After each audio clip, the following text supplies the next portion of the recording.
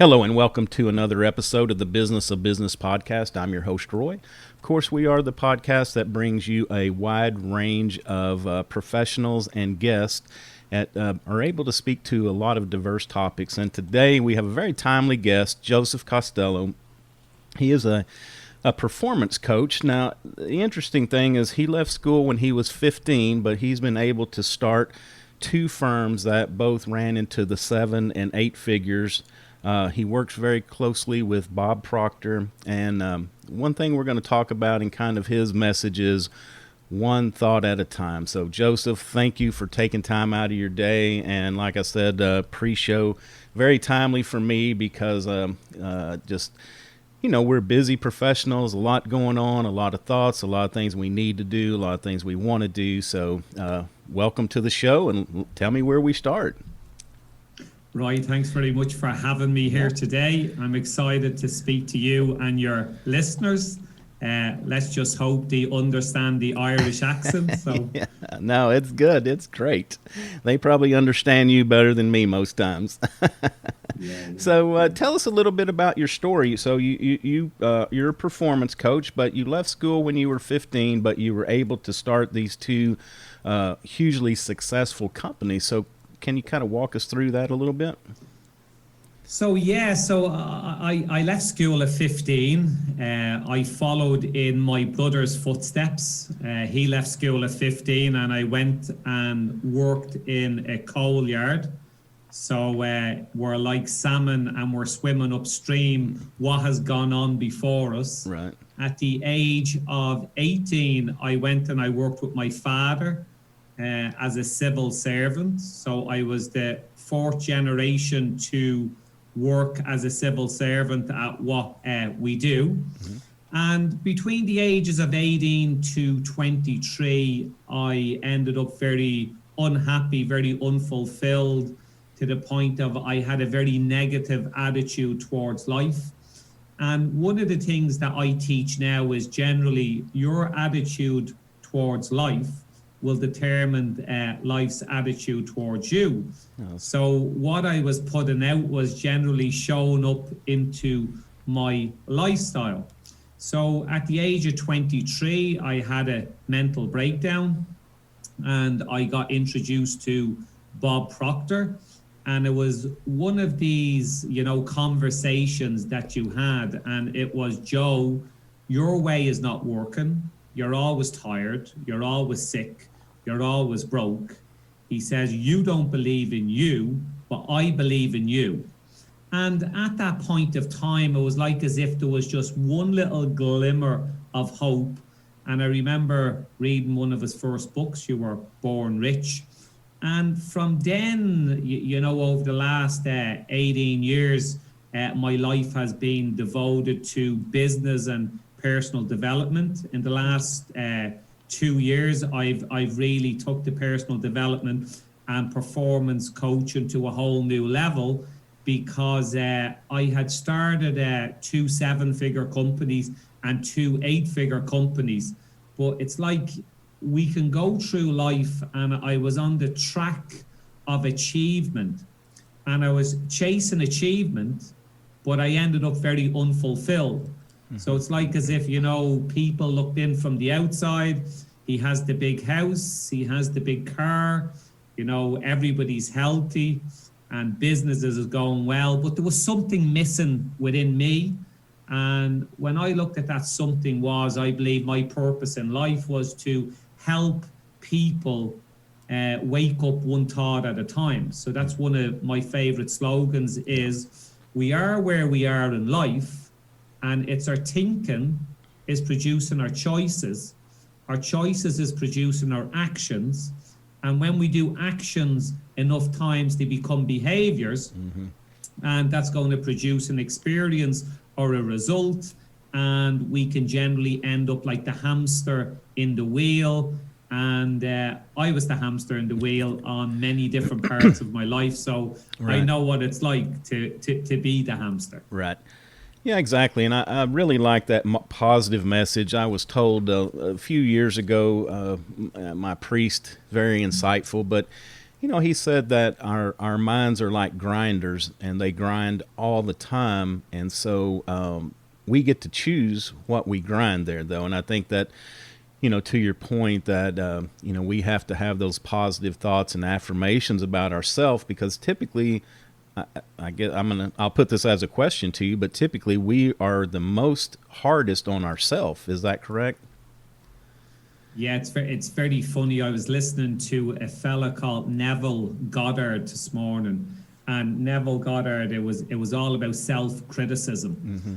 And we are very critical of ourselves. So generally, if we born into a family that's very supportive, we're going to grow up to be a confident type of a human being. Right. I was born into a family, and my father used to be quite critical of me. I think his father was quite critical of him. Oh. And generally then that inner critic is born. So how do we make friends with that inner critic, and how do we come to a point that we start to love and support us? Because how we think and how we feel inside of us is going to turn into an outer reflection of ourselves. Right. So again, for years I was chasing achievement for that pat on my back that was never going to come from my father, and I was always quite critical of myself. So I was successful in finance, but I wasn't successful inside of me. Mm-hmm. So in the last few years now, I had to really go back and look at me and make friends with me and talk nicely to me. Yeah. And thank God now that's starting to show up in my outer world or my reality. Yeah. Yeah, and I think you mentioned going back and continuing this process is that it's not simple to change our mindset. It takes work. We have to get up every day, and we really have to put some thought into it that, today we're going to be positive and chase those negative thoughts, out of our head before we let them take control. Yeah, it's like a lot of what I would work with is a thing called the paradigm. So the paradigm is that multitude of habits. It's that mental program that's actually running us unconsciously. So, if we're waking up and if we don't know where we're going, we can drive out our driveway this morning and we can either go left or we can go right, and we can go around in circles, or we can fall into other people's goals or society's goals. So I believe we're goal-seeking organisms, and our purpose in life is to grow. So people come to me and they say a goal is to get a bigger house, to get a bigger car, where I'm saying, well, if you grow as an individual inside of you, your house, your car, your career, your business is a byproduct of you growing as an individual. So we need to be changing the paradigm. So that paradigm is that multitude of habits that we've inherited from a little bit of mom, a little bit of dad. If we grew up in a house that speaks one language, we'll speak one language. If they were bilingual, we'll speak two languages. And we're just picking up what they have done over the years. So if we're growing up and there was a lack of money, maybe we're going to have money issues. If we're growing up and, generally you were eating unhealthy, well then more than likely you're going to be a little bit overweight. So I like to go to the point of source and sort of find out, well, what is it that you want in life? Mm-hmm. And when we find out what we want, we can start moving towards that. 90% of people I talk to will tell me what they don't want. So by the fact of telling me what they don't want, that's where their awareness is, that's where their focus is, that's where their energy is, and they're creating more of the same. Yeah. So when we start to retool that thinking, my understanding is we need to focus on self, our happiness, what makes it, and I'm not talking about we think the car, the house, the money, we think that makes us happy, but really, the happiness comes inside from other things. So that's really where we really want to focus in the beginning is, what is it going to take to make us happy, healthy? And I assume that's eating, it's a combination of a lot of things, the eating right, the feeling good mentally, physically, and being able to accomplish the things that we want to. I think that once we're moving towards a goal in some part of our life and we're grown as an individual, we're tapping into our soul's purpose is for us to grow. Okay. And if we're growing, and that doesn't matter where we are in life, I teach a thing called a C-type goal. So a C-type goal, it has to scare and excite you a little bit. Okay. If we're not getting scared or excited at the same time, we're within our comfort zone, and there's no growth within our comfort zone. And people go through life, and we can have these different things we aim for. Okay, so when I get the mortgage paid, or when I get the business to a certain turnover or profit, and we're putting our happiness dependent on that. And when that point comes, all of a sudden you will get a fairly rude awakening, because it's like, well, what's next? Right. So it's sort of going within and sort of going towards something in your life. And I like to think true wealth is, to have a good mind, body and soul, meaningful relationships. And if you focus on you growing as that individual, the house and the car just automatically can get bigger if that's what you want, Right. So how many goals, because we can sit down and make a list of a lot of them, but do you focus on 1, 2, 5, or do you just, I guess, write down everything, kind of do the brainstorming activity, just let everything flow out, think about it for a day or two, and then come back and prioritize those? So I generally, teach that if you have sort of a goal within finance, a goal within, so finance, that could be in a career or your business. You'd have a goal within your relationships. So, is that to spend more time with your loved ones? Is that to maybe partake in your kids' hobbies? Is that to play a game of golf? Or is that to enjoy going for a massage more often? And then for you to be grown within your mind, your body, and your soul. So I like to be always grown as an individual and tapping into different people from different walks of life. So I'm only back from Cancun there last week. I was over with Dr. Joe Dispenza. We done a week of meditation and really learning to go inside of you. So it's great to meet like-minded people on the same frequency. Right. Yeah, and you hear that so often too. I think is that kind of a starting to this is also to surround ourselves with those like-minded people, because typically we can get surrounded by people that just suck the life out of you, or are such a negative influence that we have to really think about the environment that we live in as well, correct?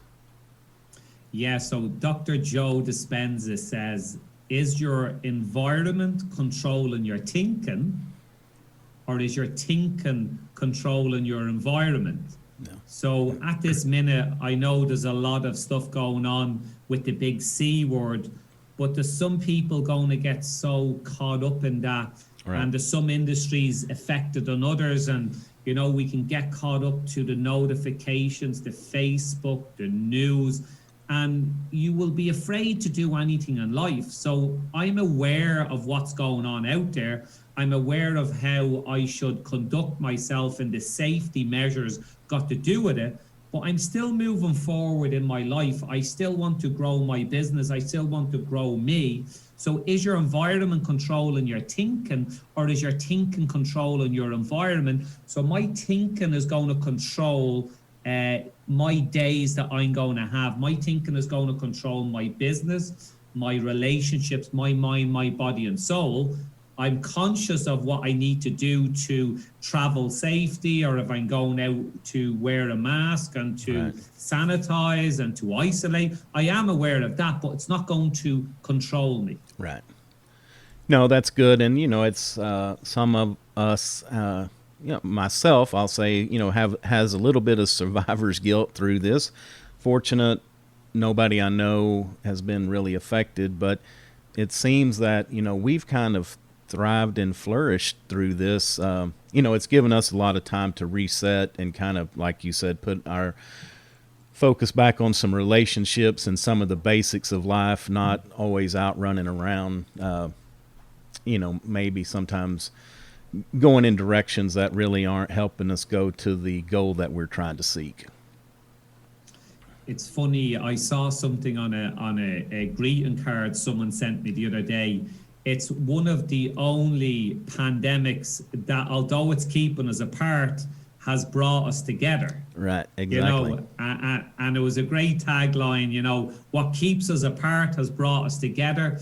And, when we look at things in life, I teach the law of polarity, which says everything has an opposite. We have an up, we have a down, we have an inside, we have an outside, we have a negative, we have a positive.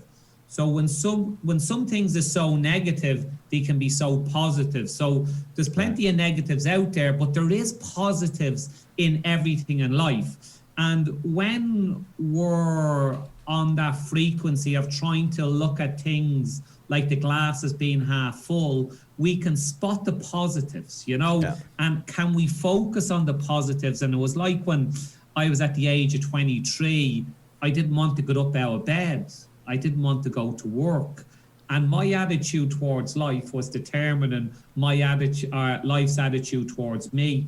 And I could only see that negative. And again, I'm not being condescending of what's going on. It's just something that I want to choose to look at through my eyes. And I encourage people to, to do this. Yeah. So sometimes that, and the, I guess the other converse of that is this pandemic, it seems like, has brought to the surface a lot of anger. And so how can we deal when outside things make us angry? It can take over and take control of our day, our week or whatever. And so that's one thing that I see is that, we can disagree. I may not like somebody's politics. I may have a different religion, but we don't really have to be angry at that other person and lash out. And to me, that's something that is one of the things that I have really seen come out. So how could we deal with that if we kind of have that anger issue?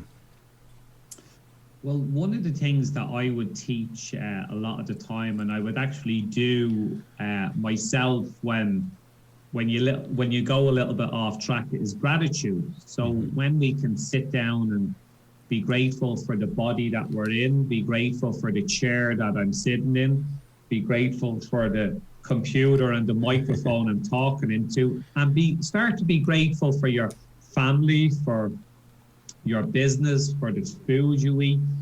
And no two things can exist within the same space. So if you're starting to be grateful and you start feeling that, yes, well, you can feel angry at the same time. So I find that, we go through life and sometimes we veer off to the right. And I would say that's like the rumble strips on the road. And when you hit the rumble strips, where when we're veering off to the right, what I try to do, or maybe it's the left in America, it's the right in Ireland. But I, try and be grateful and center myself.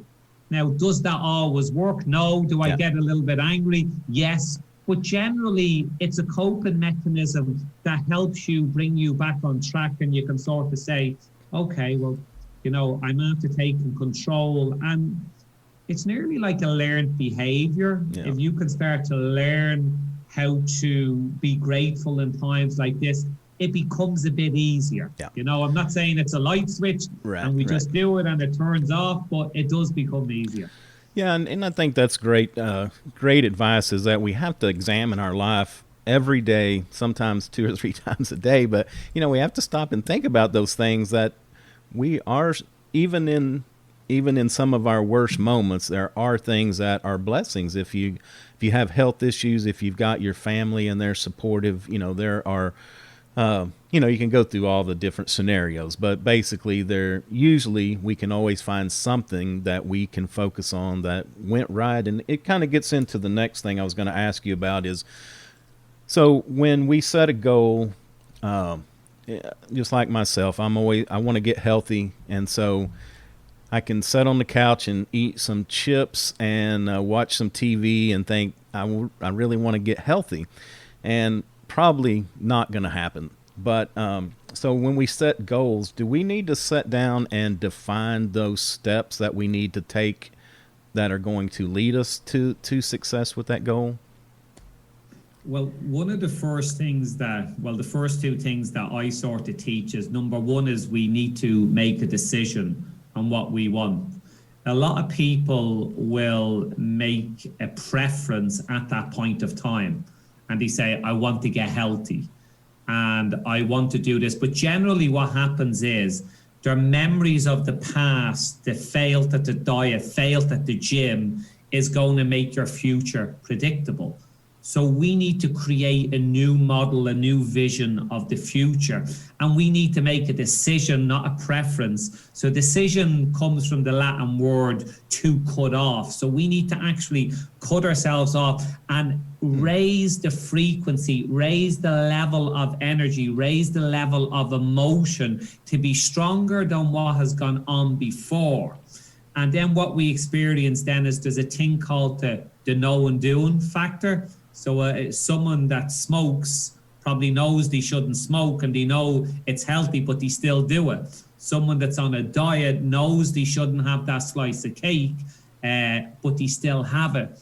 And it's about the intention, it's about the desire, it's about setting something in place and actually burning the boats and going after it, do you know what I mean, with a higher level of intensity. What's good for maybe someone that has failed so many times is have an accountability partner. So that could be down to joining some sort of program, having a personal trainer, maybe you know, a nutritionist. That's just going to give you that little bit of a person to make you accountable. Yeah. And that just gives you that little bit of confidence until you gain a bit of momentum. So if a car is stuck, the hardest part to get that car moving is that actually first step or two. But when that car gets moving, it starts to accelerate and builds a bit of momentum. Right. So we're looking, what can help you build that momentum? And I work with a lot of entrepreneurs, small, medium enterprises, CEOs, and that's something I do, is just to make that person accountable. Sometimes it's tough love is what you need to get that car moving, you know? Right. No, exactly. And I really like what you said about raising the intensity, because I'm just thinking of my own life, that is some things that, you know, if we really feel like that and we really believe in it and we really want it, we need to increase that intensity and not just think about it. So that's great advice. I think the other thing, another thing I find or have found in the past with myself and others is it has to do with gratitude, but it also has to do with our being kind to ourselves. That if we have a list of 10 to-dos today, and so we get 7 of them completed, we can usually spend a lot of our time beating ourselves up over those 3 that we didn't get completed, instead of rejoicing in the 7 that we did, and then, you know, just saying, you know, we did the best we can do. If we did the best we can do, we have to realize that and be able to move on to the next day, and not, because what I've found in the past is those 3 today carry over to tomorrow, and then you're not quite as up tomorrow, and it just, you know, it can take you down a steep staircase if you let it. Yeah, and I suppose that's going to be down to that inner self-talk of you making a choice of either being grateful for getting your 7 things done today, or focusing on the 3 things you didn't get done. Right. And everything in the universe is energy. We live in an ocean of motion. And, you know, when you can learn to be grateful for the things that you've done today, one of the things that I, you know, ask people is, you can be grateful for this bottle of water, I can be grateful for this microphone, but can you be grateful for the things that haven't came to you yet? So there's an element of faith there. So faith, like I would say, is to see the invisible, to believe in the incredible, and to achieve what the masses think is the impossible.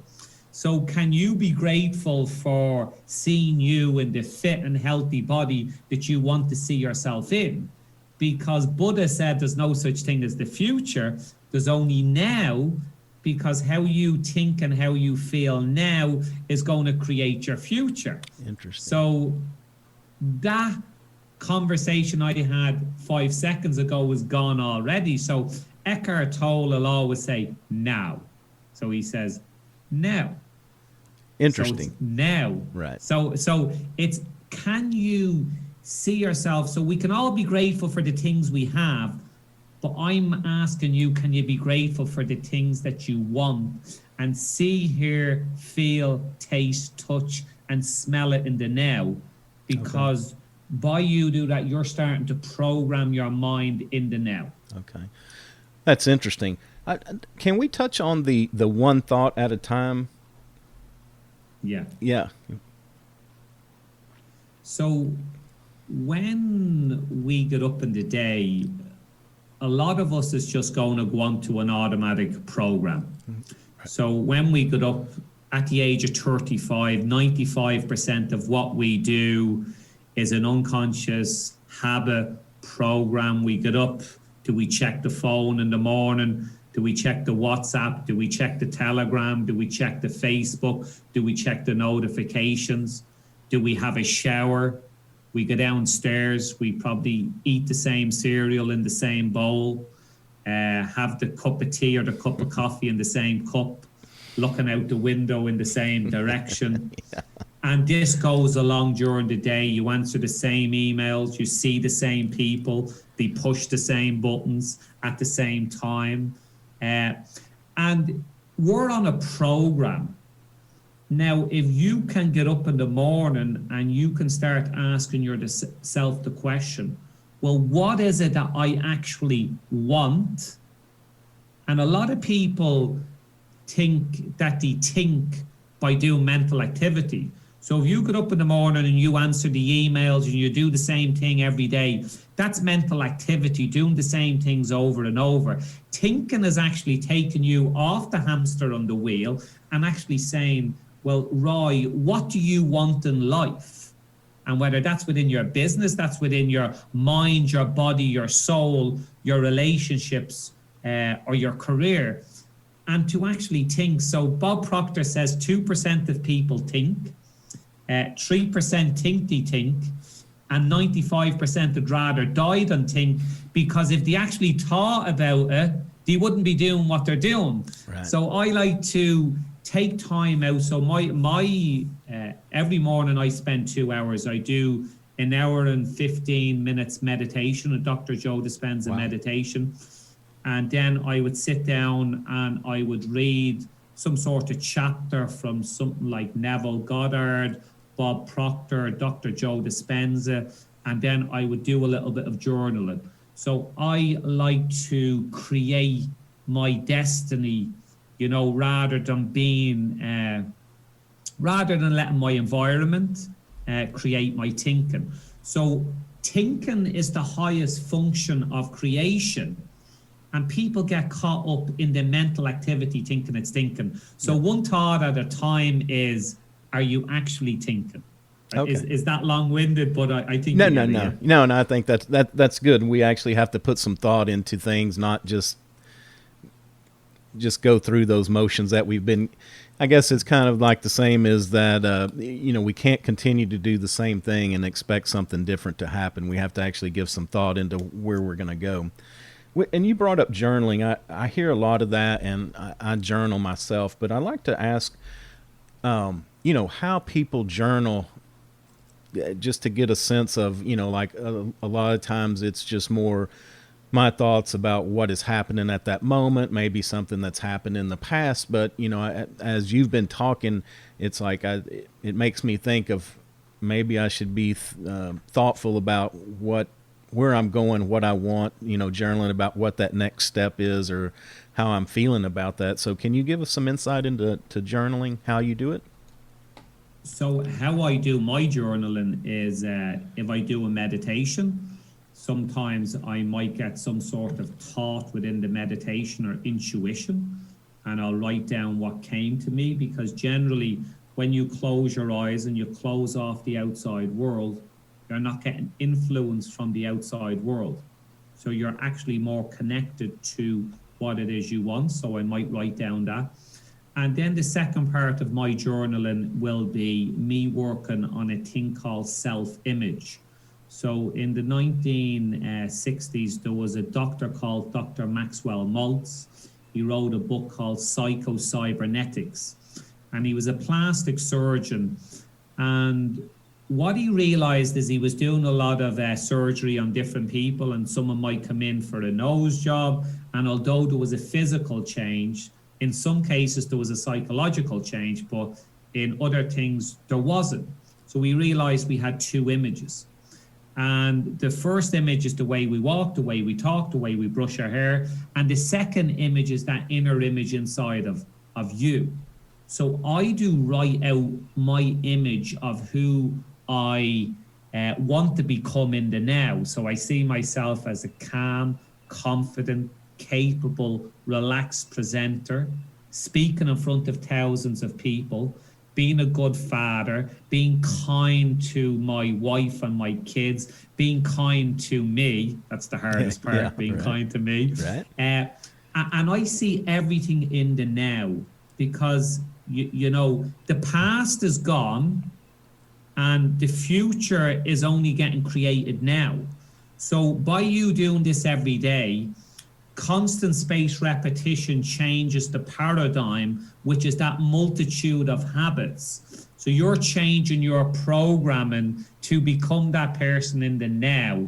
Yeah. And no two things can exist within the same place. So if you think of our conscious mind is like a well-tilled field, and it can only accept what you plant in it. So if you do this on a daily basis, all of a sudden you're going to change how you think, how you feel, how you act, and the results that you have. Okay. That's awesome, Joseph. Thank you so much for sharing that. And, you know, it's you've given us a lot to think about today. So before we kind of wrap up, I do have one question, because you've talked about a lot of things. But what is something that you do during your day that you feel adds the most value? Either professional, personal. And I know we've talked about journaling and meditation. So, you know, if it's those, or if you want to choose something else, that's good too. Sometimes it's just bringing yourself back to the here and now and being aware of where you are, of what's going on around you, rather than being in your head and being in your phone and being in your driving and being in the meeting and being in your email. Sometimes to actually listen to what's going on around you. So how many times is the bird singing, but we don't even hear them singing? Correct. You know, how many times is there a nice flower in front of us, but we don't, you know, smell it? So be in the now and be more in the now, and know the now is your future. Okay. Well, great. Well, Joseph, I want everybody to reach out. I think you can have a positive influence, you know, on the audience. So if somebody is seeking help, tell them, you know, kind of who is your client, how you can help them, and of course how they can reach out and get a hold of you. So I deal with anyone that's in a 9-to-5 job, to SME, small, medium businesses, to big corporations, to CEOs. It's just, you know, people is going to listen to me. They might like me, some won't. If you do like me, jump on. It's Joseph Costello Mentor. I'm on Facebook. I'm on Instagram, Joseph Costello Mentor. Send me a DM. I'll jump on a call with you. And who knows, you know, maybe I can wake you up one thought at a time. Who knows where the future brings us. Yeah.